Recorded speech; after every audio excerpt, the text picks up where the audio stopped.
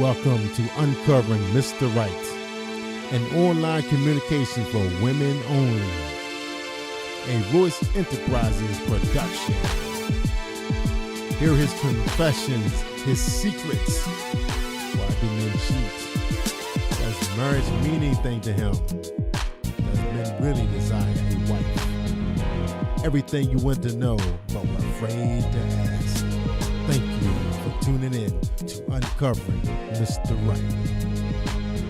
Hi, this is Rici Courtland. I am here on my second segment of Uncovering Mr. Right, and I am here with the beautiful, intelligent Miss Anne-Marie Pickett from Mobile, Alabama.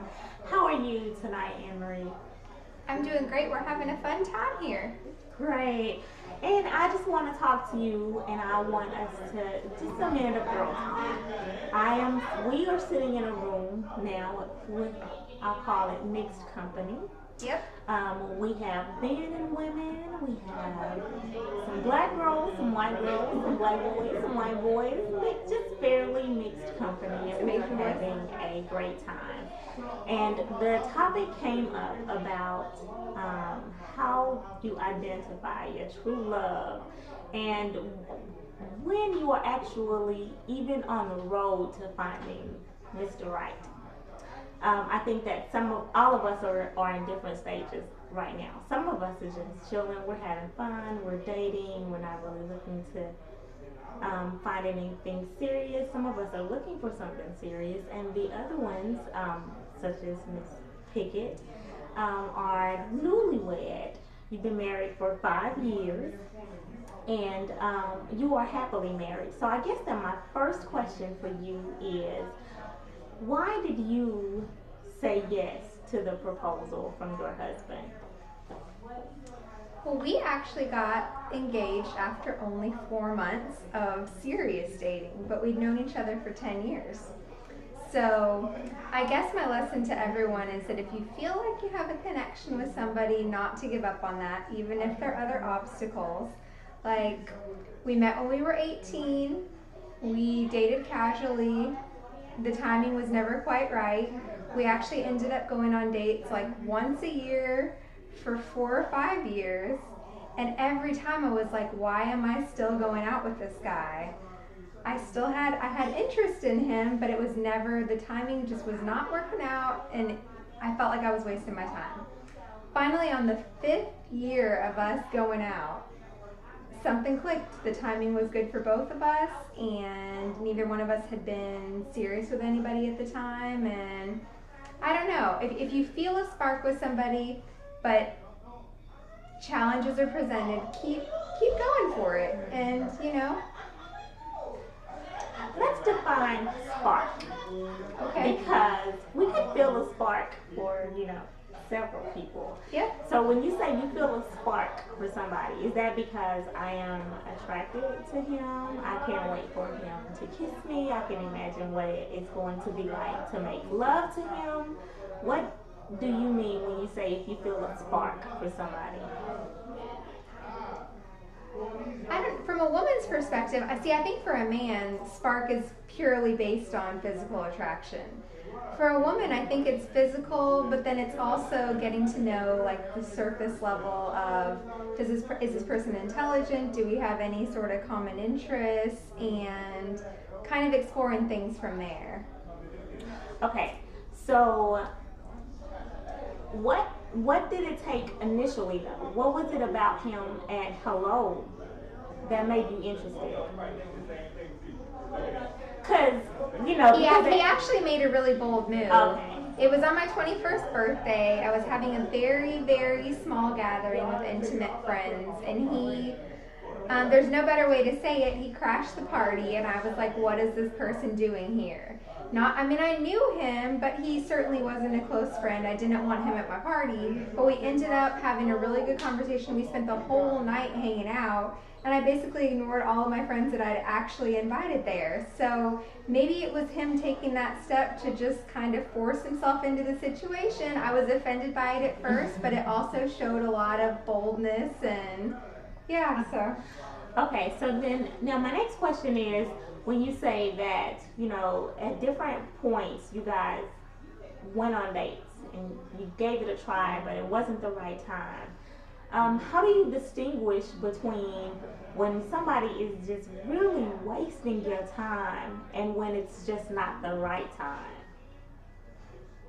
That's a hard question, I know. I'm going to let it marinate. Let it marinate. That's a hard one. I think there's nothing wrong with going out on dates with a lot of different people and playing things casual. It's great to have something to fill your time, to have someone to go to dinner with, to have someone to go grab a drink with, and, just to go out and have fun. But for some reason, some people just stick in your head, and you know that you can sense that there's more potential there. And so I don't really know what to say beyond that. Okay, so let me give you, I will, I guess, use myself as an example. So there have been times when I have thought that somebody had a lot of potential. And then 2-3 years down the line, it's like, you know what? He is wasting my time and it is time for me to move on. So I guess I'm asking for some insight on when I should be able to pick up that this is really just a waste of time and there is no point. I think too many times women feel like we need to exercise patience to give a guy time to come around. But my story is based on patience, so I think I'm the exception, because our first experience together was truly terrible. The last time that we went on a date in college, the very same day, he hooked up with someone else. Oh, wow. And we stopped speaking completely. And you ain't bust the windows out of his car? Is that just the... We didn't talk at all for 6 months, and then we ended up awkwardly next to each other at graduation. And I was the bigger person, and I said, congratulations, this is a big day for us. I forgive you for everything that went down. We should at least be cordial to each other. And that kind of opened up the doors of communication again. And, I honestly did feel like he was a waste of my time at that point. I don't know, you have to go with your gut. That's what I did the whole time. My friends thought I was crazy for giving him multiple chances. And since we've been married, we haven't run into any issues, and we're totally supportive of each other. And I think we just recognized that, it was meant to be, and the timing was finally right, and we're both on the same page. And so I don't know if this is true for you, but I think that for me, I do look a lot to my girlfriends and my sister for advice and support and encouragement, and I value their opinions. And so if my friends, because I feel like they know me and they're looking out for my best interest. I actually have a lot to say about this one. So then my question is, how, as a woman, when you value your friend's opinion and your sister's opinion so much, how do you tune all of that out and tell what kind of experience did you have with that? I really feel like you can love your friends, you can think they're great at giving you advice, you can think they're great to complain to and voice all your issues with men about, but when it really comes down to your true feelings about somebody, I feel like you shouldn't go to your friends, because I have so many of my closest friends that hated my husband when we were getting serious. They were like, he's not the right guy for you. And now that they've truly understood us as a couple after 5 years, they're like, oh, we see it. It makes perfect sense. But at the time, back in the day, they were the ones telling me, don't go there. No, don't even go on a date with him. And in a similar situation, I have a friend who just started dating somebody.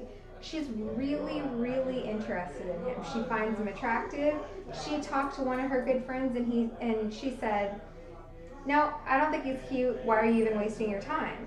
And now she's second guessing her initial reaction to him. She was 100% on board, and now the fact that this friend said, no, he's not cute to me, she's thinking she shouldn't even be going out with him. So I think sometimes, talking to your friends can skew your perspective, and I don't know. Right. I always say go with your gut. And sometimes your friends aren't being haters. Sometimes they're just overly protective. Yeah. And sometimes they're just not as willing to take risk with your emotions as you might as be. you are. Yeah. Okay, and so I guess that the next question would be is, once you are past that stage and you've decided that this is the person that you want to be with, I know that you have a great story to tell about the assimilation of those families. And I guess we'll talk about that in the next segment. I really want to talk to you about how you developed a relationship with your husband's parents and his family, because I know that you treat them just as you would your own. And so I just want to thank you for your time this evening, and we'll look forward to our next chat. Thanks. If I've got the power and you've got the power, then who's got the power? Everybody! Thank you for tuning in for Uncovering Mr. Right with Rici Courtland and Anne Marie. Our next episode will be a group discussion with Latrina Davis and Rici Courtland. Uncovering Mr. Right.